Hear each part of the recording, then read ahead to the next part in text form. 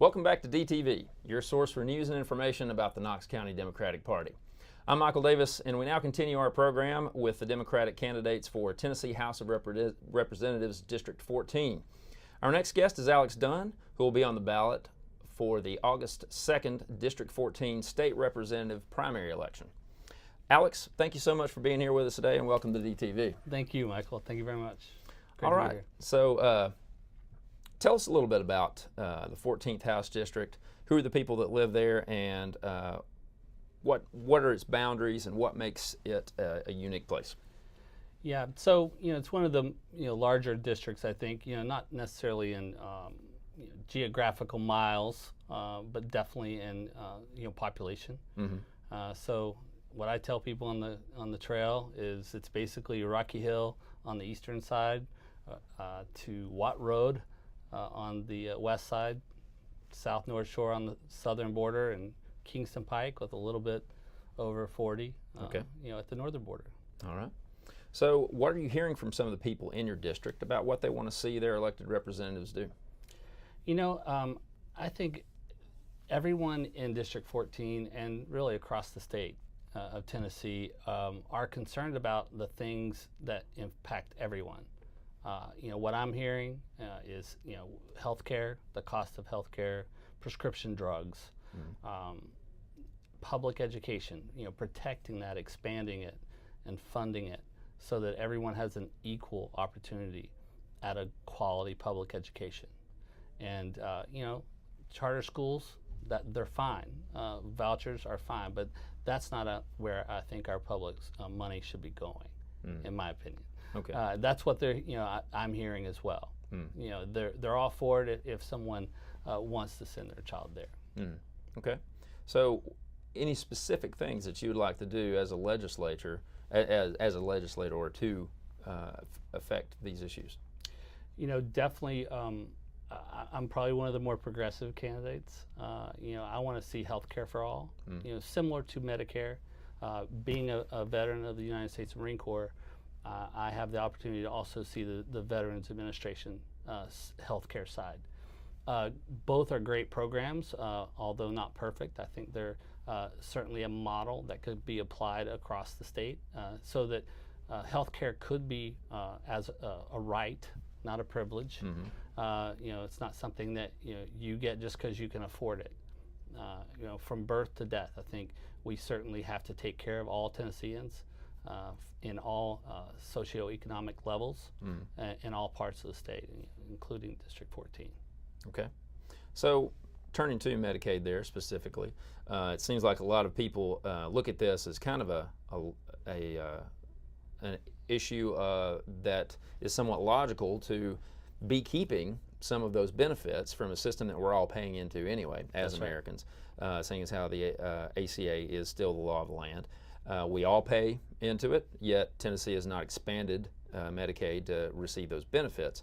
A lot of other states have, so we're essentially exporting our dollars out to other states. Absolutely. But back home, where we have some of the lowest public health measures in the country here in Tennessee, unfortunately. It seems to me that the healthier your population is, the better it does in everything, economy, and in education, et cetera, et cetera. Right. So what is the disconnect there? Why haven't we done this, and what do you think you could do as a legislator to affect this change?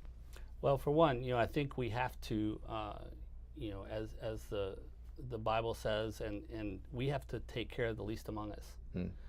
And that's a human right. I mean, that's a human responsibility.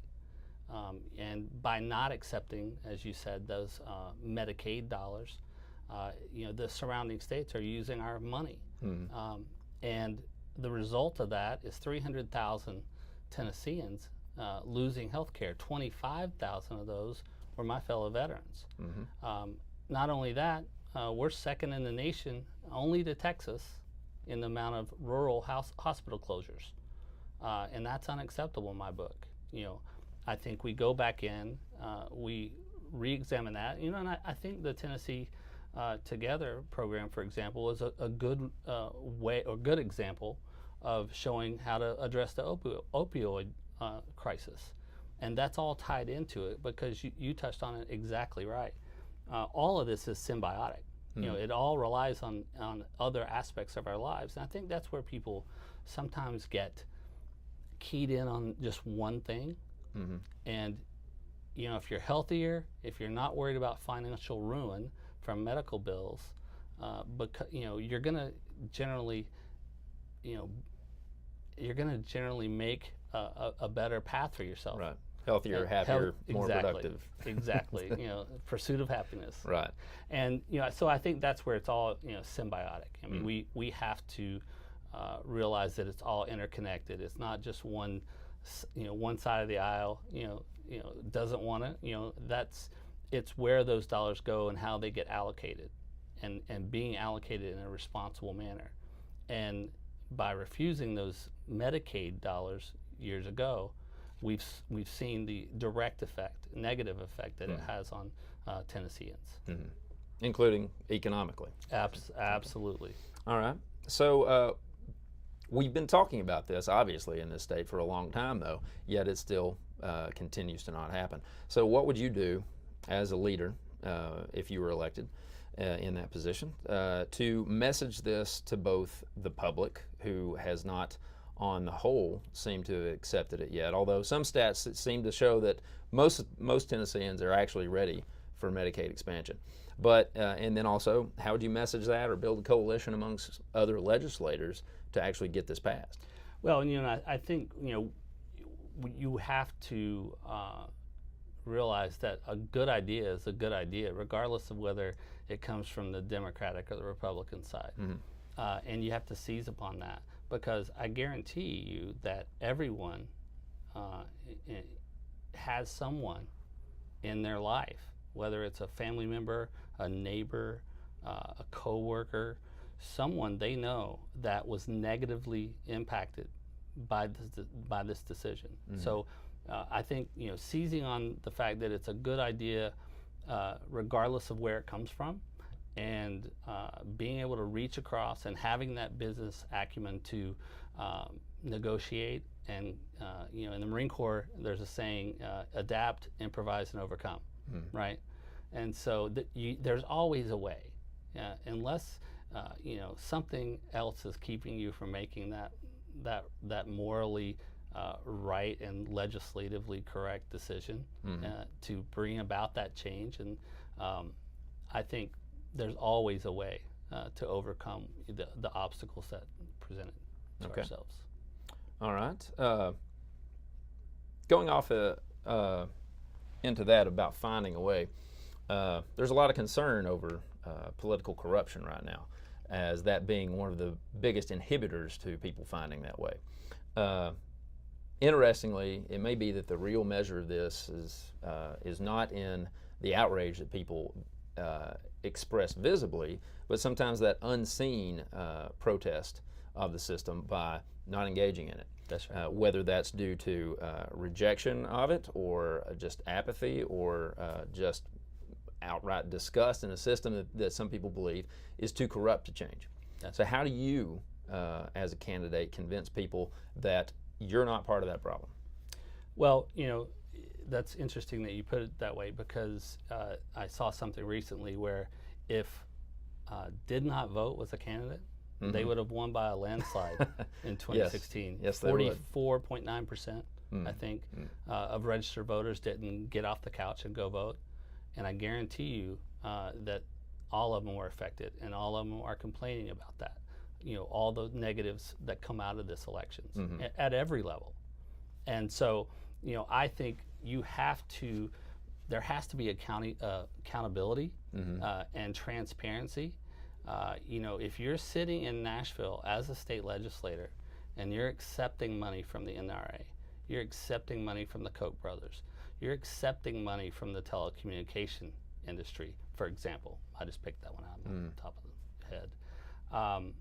And you're voting against the constituents in District 14. You're voting against their interests because you're maybe getting some extra money from the telecommunications industry. I have a very big problem with that. and that's not something I'm running on. I'm not accepting corporate donations. I'm accepting donations from individuals and socially responsible companies. But I don't, if I have to look at a company and go, am I going to make a decision based on what they want or what my constituents want? And I'm going to base it always on my values and what the constituents that put me there. Okay. So do you think that there are any steps that the legislature could take to kind of entrench this through law, or better oversight, or more regulation upon our elected officials to make sure that this happens? Well, I think it starts at a very high level. When Citizens United came into being, as into play, that said that corporations are people, and that just opened the floodgates at all levels. And I think there's always been a lot of lobbying and special interests that money's being paid back and forth. But at the federal level, if we have to get Citizens United overturned. I think that's, again, everything's symbiotic. It can't be one way or the other. It's everything's affected. And so when you have a good old boy network that everybody's getting paid under the table to make a certain decision or a certain vote, that maybe on the surface doesn't look all that nefarious. I think you have to put an end to that, and the way you do that, certainly, one, we have to recognize it as a state, as a country, and we have to call it for what it is, which is straight out greed and corruption. When you put people over profit, or profit over people, you've already started going down a slope that has to be corrected. Okay. All right. Turning to another economic issue, minimum wage has been stagnant in Tennessee and for a long time. Any views on raising the minimum wage in Tennessee, and why people that aren't earning minimum wage should care? Well, and that's the current administration, federal and even at the state level, like to brag about Tennessee having one of the lowest unemployment rates in the country. But what they fail to put a spotlight on is that we're also number one in the country for the most minimum wage jobs and the lowest average wage. Yeah. Right. And so what's that tell you? It tells you that people are out here struggling. And I came from nothing. I was raised by a single mom that worked 2 and 3 jobs. And so it's happening still, even in an affluent district like District 14. You have people in the next neighborhood over that are working 2 and sometimes 3 jobs, right, just to pay for a 2-bedroom apartment or a small home. And we have to get, everybody's saying, well, if you raise the wages, that's going to hurt the business owner. Yeah. Now, look, when these corporations are paying a CEO $4,500 an hour, and they're going to complain about moving up to $10, $12, or $15 an hour, there's a disconnect there. Right. And until that is indexed to that CEO's pay increases, or to the golden parachute that comes to some of these corporations, small business owners, they're gonna be able to absorb that. By having less turnover, less employees leaving, which means you have to train less people, which means you have more time to improve your services or your products. All right.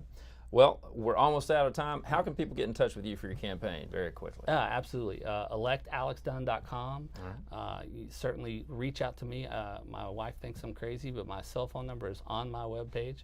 Website. Thank you very much. All right. Thank you, Alex. Thanks. Thank you for watching.